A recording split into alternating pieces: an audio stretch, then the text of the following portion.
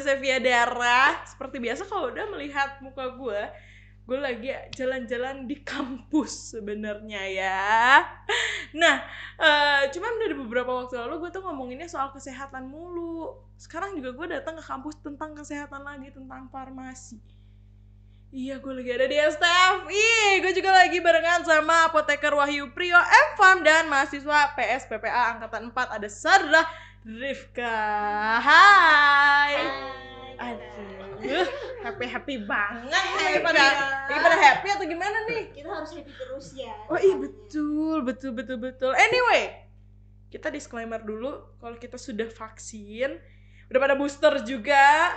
Karena kan pada ini ya, tenakes ya, Wak. Gue bukan tenakes tapi gue udah booster juga gitu. Rajin emang anaknya ya. Jadi insya Allah di sini kita aman, sejahtera, tenang aja.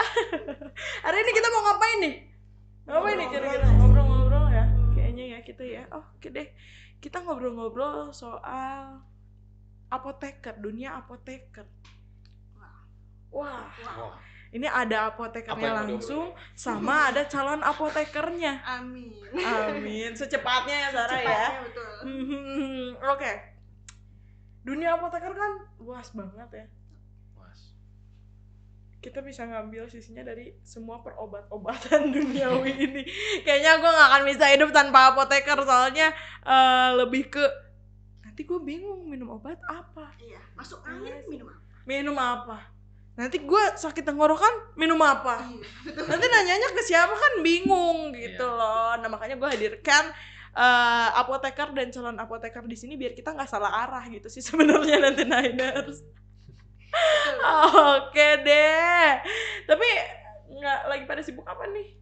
Kalau aku biasa sibuk PKPA sih kalau gitu. PKPA itu apa ya? Kalau di apoteker itu ada kegiatan namanya PKPA. Jadi kita praktik kerja di langsung ke industri gitu kan. Ke rumah sakit, ke klinik. Terus nanti kita ke PBF. Ada namanya kalau di apotek juga PBF itu pedagang besar farmasi ya Pak. Supplier buat obat gitu. Ya. Sebelum ke yang kecil-kecil, apotek itu kan kecil-kecil sebenarnya. Dari industri itu biasanya melalui PBF dulu, pedagang besar farmasi namanya. Oh, berarti lagi magang ya kalau istilah itunya ya. Kalau di jurusan biasa itu disebutnya kayak magang ya gitu. Cuman kalau di apotek itu ini ada PKPA kita sebutnya. Praktek PKPA. Kerja profesi apoteker. Oh gitu. Kalau Bapak lagi sibuk apa nih? Ngajar aja lah anak-anaknya. Syuting aja. Syuting aja cocok banget ya. Artis kampus katanya gitu. Tapi aku kepo banget dari yang calon apoteker sama yang sudah menjadi apotekernya. Apa sih yang bikin apoteker dan calon apoteker ini tuh pengen terjun ke dunia apoteker atau dunia apotek ini atau dunia farmasi ini, dunia obat-obatan ini apa sebenarnya? Mulai dari siapa dulu nih? Dari mana dulu nih? Sweet deh. Sama ya. Dari calonnya dulu aja. Kenapa nih aku pengen lanjutin apoteker? Pertama karena kan aku lulusan sarjana farmasi. Tentunya sayang banget dong kalau misalnya nggak dilanjutin ke ranah apoteker. Yang pertama juga kita bisa memperluas ranah kerjanya. Dimana ranah kerja kita nanti sangat banyak, mulai dari yang tadi aku sebutin, industri, PBF, klinik, rumah sakit, dan apotek sendiri gitu. Nah, terus tentunya sisi lainnya hampir sama pada pekerjaan kesehatan lainnya kan, itu kita punya rasa membantu sesama, kemanusiaan namanya. Jadi dalam diri kita tuh kalau kita kasih tahu misalnya kakak sakit, terus nanya nih ke aku, temen aku sakit ini, obatnya apa ya? Kayak gimana sakitnya? Udah berapa lama? Terus kita kasih tahu obatnya dengan diagnosa yang kita sudah tahu, terus kakak sembuh, itu rasa wah seneng ya kakak sehat karena aku bisa bantu loh, sedikit banyaknya bantu. Jadi lebih ke apa ya, pertolongan pertama untuk orang-orang yang kita cintai sih, orang yang kita sayangi. Iya. Lebih kena banget gak sih kalau bahasa sekarang? Lebih kena banget katanya gitu. Berperan lah. Berarti sebenarnya yang belajar di atau yang terjun di dunia apoteker ini tuh lebih ke gue bisa menyelamatkan diri gue dulu, keluarga gue, orang-orang yang disayangin, dan orang lain. Betul banget. Yang pertama kita juga nggak perlu repot-repot kan, ini kalau sakit aduh harus minum obat apa sih, aduh kayak bingung, kok obat ini sama obat ini sama, kayak ibuprofen dan paracetamol juga sama ya, tapi kita bingung minum yang mana harus, pereda nyerinya yang mana dan lain-lainnya gitu kali ya. Oke, kalau Bapak emang dari dulu cita-citanya jadi seorang apoteker atau gimana nih? Ya, sebenarnya bukan cita-cita utama gitu ya. Cita-cita utamanya jadi apa, coba? Terjebak gitu ya.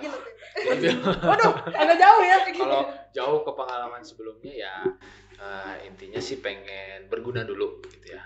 Berguna dulu buat ya sesama. Terus profesi yang saya pilih itu sebenarnya motivasinya pengennya kepake maksudnya dalam waktu yang lama tuh dalam masa tua pun masih bisa kepake gitu. Nah, salah satunya mungkin kesehatan ya. Bidang kesehatan tuh kan sebenarnya kepake gitu ya. Dokter, ya apoteker, termasuk perawat gitu. Kita bisa handle diri kita sendiri, handle keluarga kita lah minimal ya, sekitar ya gitu. Nah, salah satunya ya apoteker gitu. Makanya saya pilih apoteker gitu.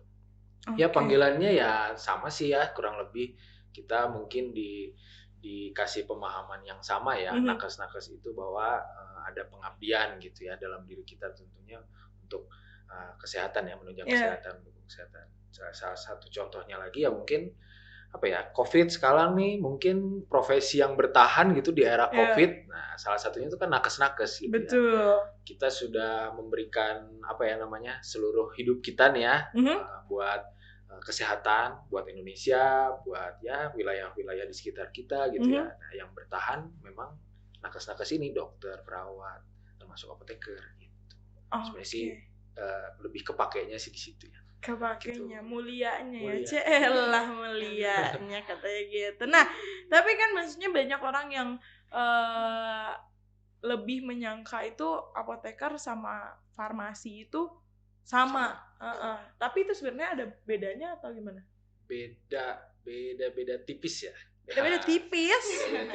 Tipisnya itu sebenarnya level pekerjaannya gitu. Sebenarnya tuh farmasi tuh dimulai dari yang paling dasar tuh dari SMK Farmasi, Sekolah Menengah Kejuruan Farmasi, SMK Farmasi setingkat SMA kan.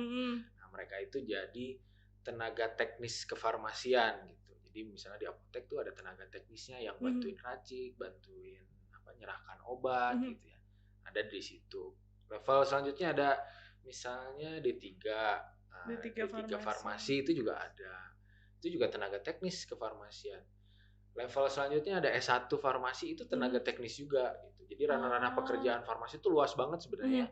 Dari apotek, industri, rumah sakit, termasuk dari PBF gitu ya, dan klinik dan sebagainya. Nah, itu sebenarnya masuk sih level-level farmasi itu.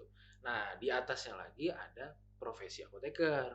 Kenapa dibedakan gitu ya? Dibedakan sekali lagi level pekerjaannya. Kalau profesi apoteker tuh kami diangkat sumpah gitu. Oke, dokter juga. Kayak dokter diangkat sumpah, kemudian ada aturan undang-undang yang melekat di diri kita gitu.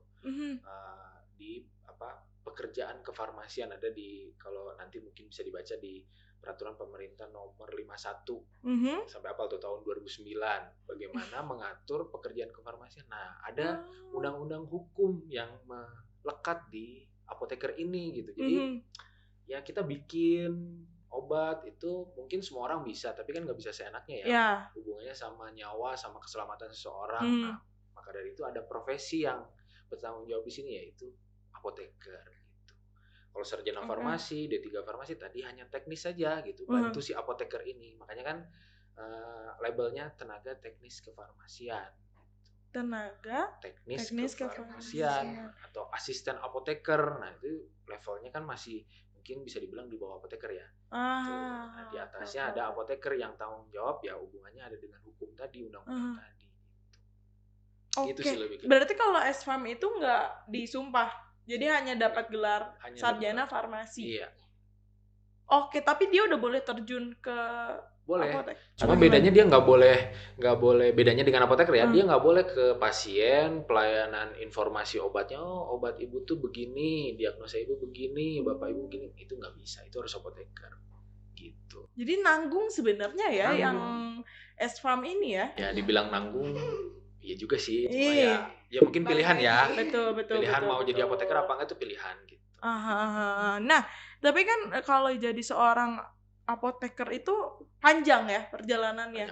Kayak setahu aku tuh kalau dokter dia masuk sarjana kedokteran dapat gelar S.Card, dia harus ngambil lagi koas. Setahun atau 2 tahunan ya? 2 tahun lah. Setahun 2 tahunan, tergantung ujiannya cepat atau enggak ya kalau temanku.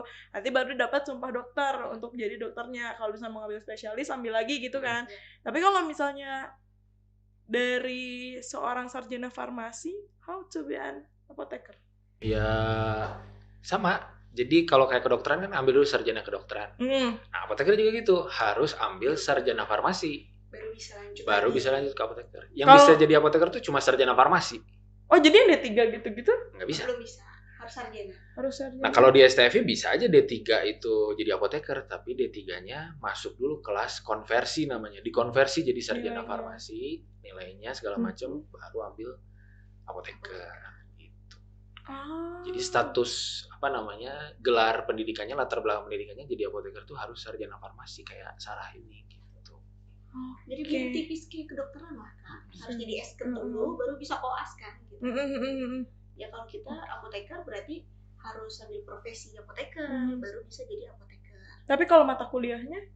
Mata kuliahnya mirip-mirip sih Kak sama kayak sarjana farmasi. Lebih ke penerapan sih kalau terjun langsung ke lapangannya. Makanya tadi ada PKPA, praktek kerja profesi apoteker itu menerapkan ilmu sarjana farmasi itu sebenarnya di tempat PKPA-nya.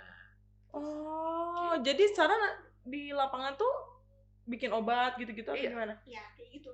Bantuin, kayak kita tahu fungsinya, perannya, tanggung jawabnya, kayak seperti itu sih Kak.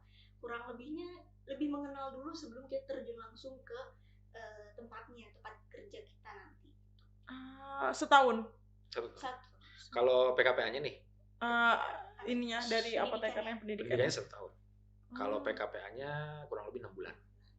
Oh, jadi 6 bulan materinya dulu, 6 bulannya lagi ke lapangan. Jadi begitu daftar nih masuk PKPA, masuk apoteker langsung PKPA mereka 6 bulan di STFI.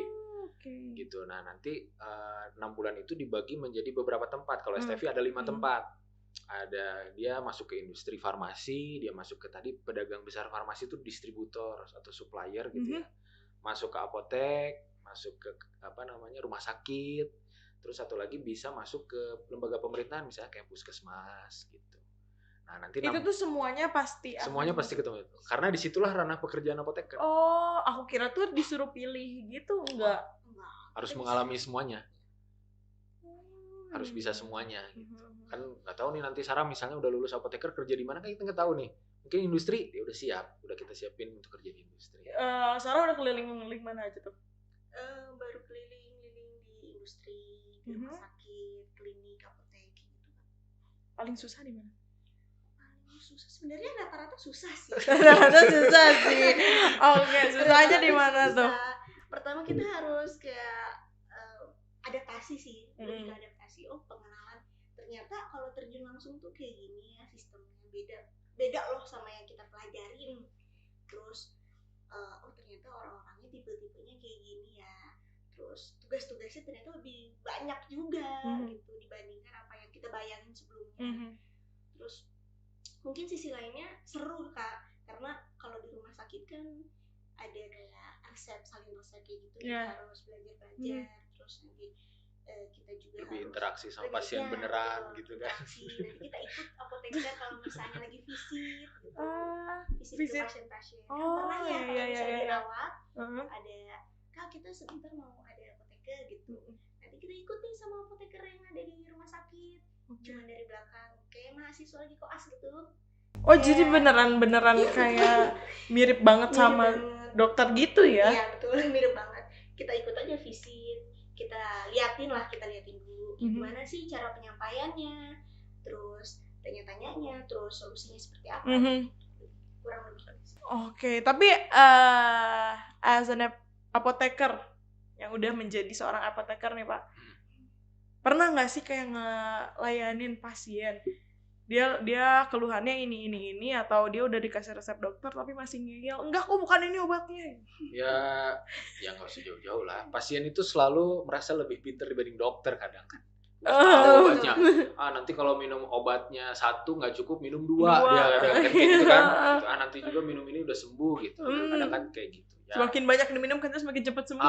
Gitu kan. Asumsinya kan kayak gitu. Padahal kan nggak seperti itu ya. Ada dosisnya juga kan. Nah, disitulah sebenarnya ranah pekerjaan apoteker tuh untuk apa ya, informasi, sosialisasi, edukasi tuh sebenarnya gitu. Itu kan program yang sebenarnya digalakkan sama pemerintah ya, bahwa kita harus mendukung kesehatan masyarakat itu ya komprehensif tuh. Yang ngadepin yang ngeyel, ngadepin yang susah dikasih tahu itu ya harus, ya mau nggak mau gitu harus kita kasih tahu juga. Selain ngasih tahu juga kita harus monitoring gitu. Monitoring tuh evaluasi gitu ya. Dengan cara yang kita terapkan itu dia bisa sembuh apa enggak. Minum obat dengan cara yang sudah kita informasikan itu dia sudah bisa memperbaiki kondisi dirinya apa enggak, yang tadinya sakit jadi sembuh, intinya seperti itu. Itu kan kita bisa evaluasi ya dengan cara-cara itu. Berarti ada ya? Ada. Kalau ngadepin gitu pasti ada. Macam-macam. Merasa dirinya lebih pinter gitu ya. Iya, karena kan gitu. Terus nanti dimintanya dosis ini, udah deh dosisnya yang 2 kali lipat biar sembuhnya cepat katanya gitu. Iya, gitu. Betul. Gak usah jauh-jauh sih, kayaknya keluarga juga enggak, katanya kata si ibu ini mah cepet pakai ini, udah pakai ini aja, padahal Mas Sarah udah belajar mah. Iya, kan. Mas Sarah udah belajar, jangan keren kata ibu itu. Oke, tapi ada kendala nggak sih selama menjadi seorang apoteker dan calon apoteker? Selama menjadi apoteker kendalanya ya, berarti pasti banyak ya, apapun itu ya. Gitu, cuma ya kita ngadepinnya, jalaninnya ya tentunya itu tadi, motivasi kita awal apa sih gitu kan. Ini masalah salah satunya pengabdian gitu ya, masalah kita mendukung kesehatan untuk masyarakat. Tuntutan kita itu, kita punya tuntutan untuk menyehatkan masyarakat intinya seperti itu. Nah, kembali lagi ke motivasi itu. Kalau dipikirnya susah terus nanti malah pundungan gitu ya. Biasanya malah males gitu kan jadinya kan. Ya, kita harus jalaninnya dengan ikhlas, tentunya dengan senang, happy gitu ya. Susah sih pasti ada aja, tapi tergantung kita sih gimana ngejalanin. Oke, tapi jujur Pak, susah atau enggak masuk dunia? Susah. Jadi takut ya. Iya, susah. Jadi ya dinikmatilah kesusahan itu. Toh nanti kita ketemu juga sih titik asiknya, enjoy-nya gitu ya, menikmatinya gitu kan. Pasti ada titik gitu. Oke. Kalau Sarah nih OTW jadi apoteker. Kendalanya ya lebih ke belajar studi kasusnya sih kalau dari aku. Karena kan kita juga harus belajar studi kasus untuk buat tahu nih diagnosanya seperti apa, kayak gitu ya, obatnya cocok kayak gimana. Sama lebih mungkin pas PKPA tuh ngerasa capek kan. Karena keliling-keliling sana sini gitu ya. Kayak orang kerja pada umumnya aja sih. Tapi ya kalau nggak capek nggak belajar dong namanya. Betul. Oke. Kalau kendala aku sakit hati gitu. Aduh. Kendala sakit hati, cepat cari yang baru. Hei. Jangan dong, jangan bercanda ya. Bercanda ya. Canda ya, itu bercanda. Oke, berarti kan maksudnya setiap perjalanan menjadi seorang apoteker itu kan pasti ada kendalanya, pasti ada naik turunnya juga ya maksudnya. Berarti kan dalam artian di sini tuh dibilang susah juga susah, dibilang nggak susah ya ini tuh susah ya, tetap susah. Iya, Oke. Tapi dari mata pelajaran yang ada di profesi apoteker yang menurut Bapak sama Sarah paling susah itu yang mana? Sebenarnya kalau apoteker tuh, studi apoteker ya, kita nggak ada belajar lagi. Kita bener, udah belajar di sarjana farmasi. Oh. Nah, yang susah itu adalah menghadapi nanti ujian. Karena apoteker itu ujian hidup lah ya. Lebih susah dari ujian hidup kayaknya. Jadi apoteker Sarah ini setelah PKPA nanti 6 bulan berikutnya itu ada ujian nasional. Nasional tuh nasional se-Indonesia. Kayak UN gitu. Jadi apoteker itu dinilai secara nasional, nggak ada lulusan mana itu nggak ada. Mereka dapat soal kompetensi yang sama gitu. Semuanya rata. Semuanya seluruh Indonesia lulusan manapun gitu. Itu tesnya bareng? Tesnya bareng, serentak di seluruh Indonesia. Ada namanya UKI, Ujian Kompetensi Apoteker Indonesia. Nah itu dibagi jadi 2 metode. Satu metode CBT. Ada CBT itu yang online itu ya, computer based test. Itu serentak seluruh Indonesia. Model soalnya itu seolah-olah kita jadi ngadepin kasus. Tadi betul tuh. Studi kasus. Kasus di industri. Sebuah industri farmasi memformulasikan bla bla bla bla. Kita harus jawab tuh. Misalnya dapat soal apotek. Seorang ibu datang ke apotek mengeluhkan sakit bla bla bla bla bla. Obat apa yang? Nah, itu kan soal kasus tuh. Itu CBT. Kemudian ada lagi UKI OSCE. OSCE itu Objective Struktural Clinical Examination. Ada di mana-mana ya. Ada di mana-mana, itu ujian nasional juga. Kedokteran ada. Itu juga ada. Jadi mereka dibagi menjadi 9 station, kayak ruangan-ruangan kamar gitu. Nanti si calon apoteker ini masuk ke ruangan station 1, pas dibuka soalnya industri. Itu suasananya kayak di industri. Jadi ada mesin tabletnya, ada mesin evaluasi kapsulnya misalnya. Terus mereka disuruh nguji di situ. Misalnya seorang apoteker di industri farmasi menguji sediaan kapsul.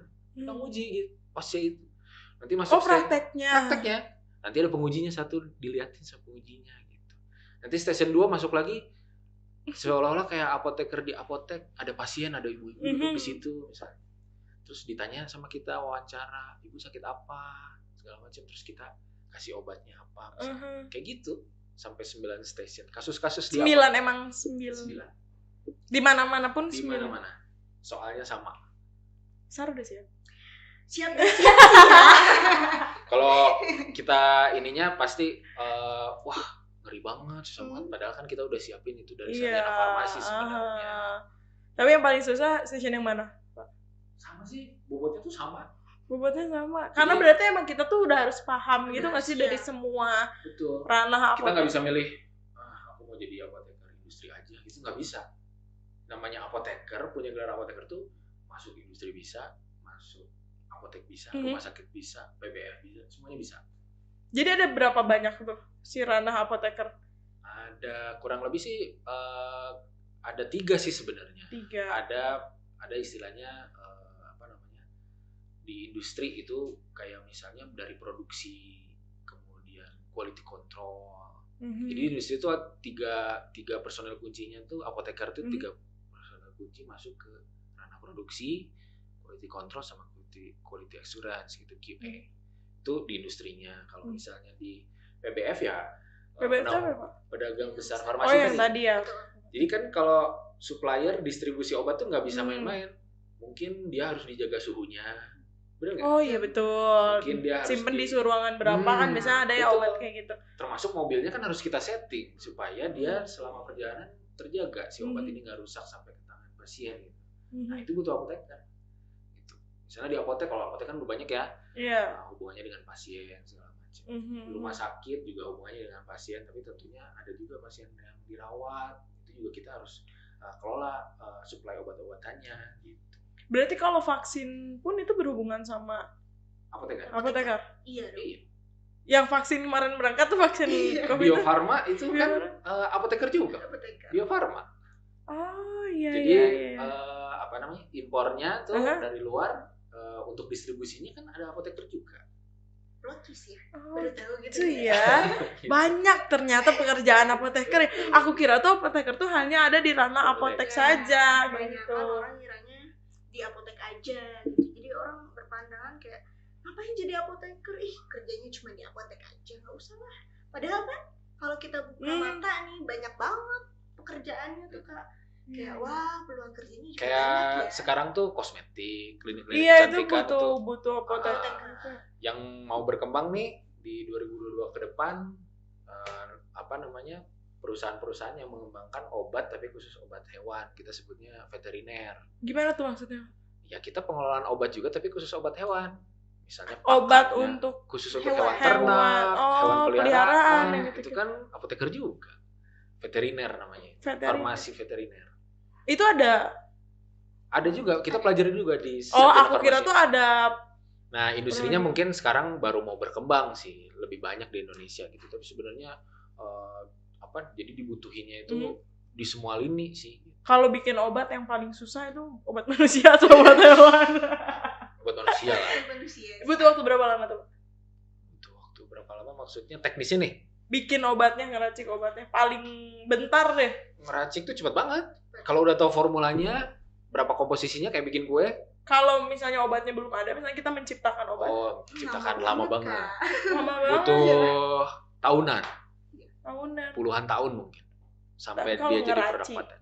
Kalau ngeraciknya sih bentar banget. Kayak misalnya kan sejam juga jadi. Kapsul tuh kan ada isiannya gitu. Itu tuh bisa diracik sendiri sama apoteker. Bisa.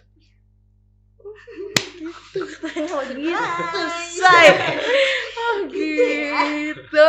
Aku kira tuh emang udah ada kayak aduh aku sempat minum obat Rhinos SR ya. Apa ya itu ya Rhinos SR ya. Dia kan dalamnya tuh warna-warni gitu. Aku kira tuh emang udah plek-plekan obatnya seperti itu, tapi bisa aja. Disebut merek enggak apa-apa. Enggak apa nanti. Ini aja. Kalau mau join kesini ya. Kalau misalnya diracik itu bisa diracik sama apotekernya. Kalau Rhinos nih, khusus udah... untuk Rhinos itu kayaknya racik tangan nggak bisa. Dia racik industri dia. Oh, ada butuh yang racik tertentu. Industri, ada yang racik tangan. Iya, kalau racik tangan tuh di apotek bikin, tinggal campur masukin ke kapsul tuh kan racik tangan aja gitu. Itu sesuai sama resep dokter mungkin ya kalau diracik sama apoteker ya. Kalau kecuali di industri, emang formula sendiri. Kecuali emang dokternya nyuruh udah beli obat ini aja, udah ada yang racikan industrinya gitu. Obat jadi tuh ya. Obat jadi ya. Nah, tapi kan nih beberapa pertanyaan terakhir dari aku. Orang-orang tuh pasti nggak tahu ya. Aku tuh sempat, tapi ini fun fact ya.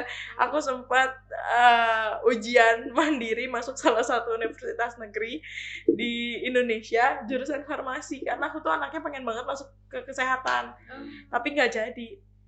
Dan jadi di teknik industri. Agak jauh ya saya sebenarnya ya. Nah, kenapa aku pengen masuk kesehatan? Karena memang aku tuh pertama aku suka biologi anaknya. Kedua memang aku tuh suka ngeracik-racik itu, makanya emang pengennya ke kesehatan, tapi nggak jadi ya. Gue kuliah di teknik industri, kerjanya di broadcasting, kayak aneh banget emang. Nah, aku sih pribadi lebih suka sama dunia kesehatan, tapi masih banyak ternyata orang di luar sana yang masih takut untuk terjun ke dunia kesehatan. Takutnya mungkin karena ini sama nyawa orang, atau takutnya susah, banyak ini cangcingcongnya katanya gitu. Udah, apa yang pengen Sarah sama Bapak sampaikan untuk mungkin anak-anak yang masih takut terjun ke dunia kesehatan, terutama dunia farmasi dan apoteker? Sarah dulu. Simpelnya sih kalau sebagai mahasiswa ya, masih mahasiswa.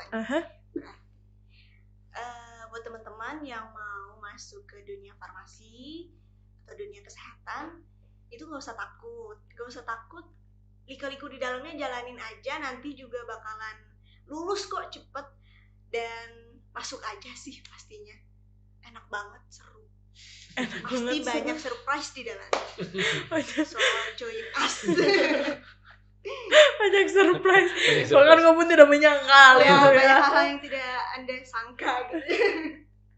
Oke, kalau dari Bapak apa nih Pak? Kalau saya sih ya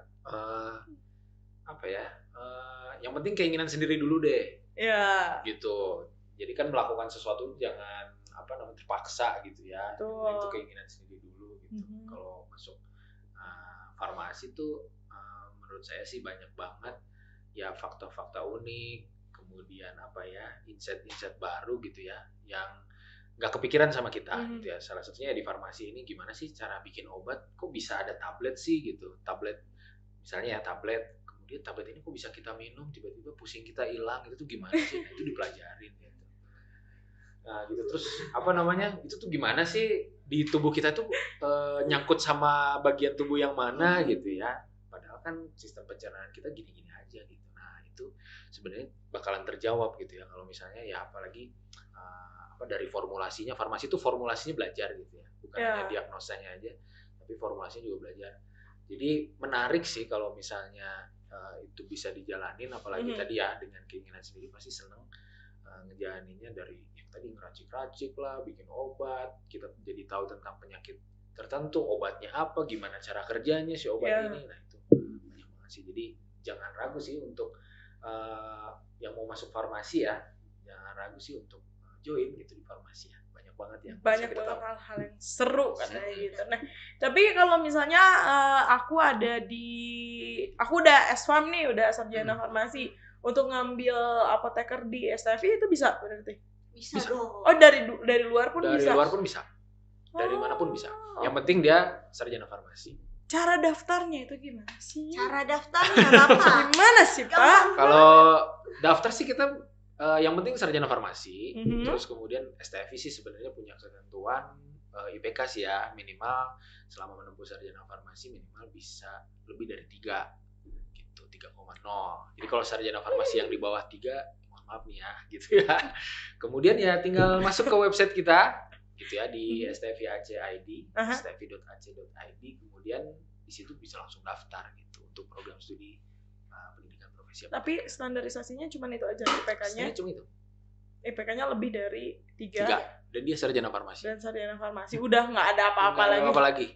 Nggak harus dari STFI, dari kampus manapun di seluruh Indonesia. Soalnya kalau misalnya teknik tuh kan dia ada yang syarat buta warna gitu-gitu ya. Nah, biasanya buta warna itu ada dulu sebelum sarjana farmasinya. Kalau dia udah berhasil jadi sarjana farmasi kan berarti udah lolos dong. Jadi syaratnya hanya sarjana farmasi dan IPK di atas 3 aja gitu, nggak ribet. Kecuali nanti kalau misalnya mau ngambil sarjana farmasinya baru ada syarat-syarat lainnya ya. Oke, ada Instagram atau websitenya? STFI? Ada dong, sebutin dong San. Follow ya teman-teman @STFI _ ya. IG STFI_IG sama websitenya? Websitenya www.stfi.ac.id. Jadi bisa daftar di situ langsung. Bisa. TikToknya buset, STFI TikTok Bandung. bareng di sini. Let's go. Banget ya. STFI Bandung. STFI Bandung. Oke deh, baiklah Bapak Sarah, terima kasih banyak sudah main-main ke sini ya, ke podcast kita ya. Terima kasih juga, tempatnya enak sekali. Oh iya dong. Sukses ya Pak. Amin. Sarah, semoga ya secepatnya diangkat jadi apoteker ya. Amin. Nanti kita ketemu lagi sama Sarah di sini udah jadi apoteker. Sarah. Iya. Ini sedap. Keren banget ya. Apoteker Sarah. Membanggakan keluarga kamu ya, Nak. Oke deh, baiklah. Terima kasih juga buat kamu yang udah join di podcast kita hari ini. Semoga apa yang kita obrolin hari ini banyak ininya ya, manfaatnya ya. Banyak juga yang tertarik untuk terjun ke dunia farmasi dan obat-obatan ini gitu. Jadi pada intinya kamu harus sarjana farmasi dulu baru masuk ke profesi apoteker untuk dapetin gelar apotekernya. Untuk menjadi seorang apotekernya bukan dapetin gelarnya aja ya. Percuma kamu dapetin gelarnya aja kalau kamu tidak memakai gelarnya itu. Oke? Sampai bertemu di podcast selanjutnya. Bye bye.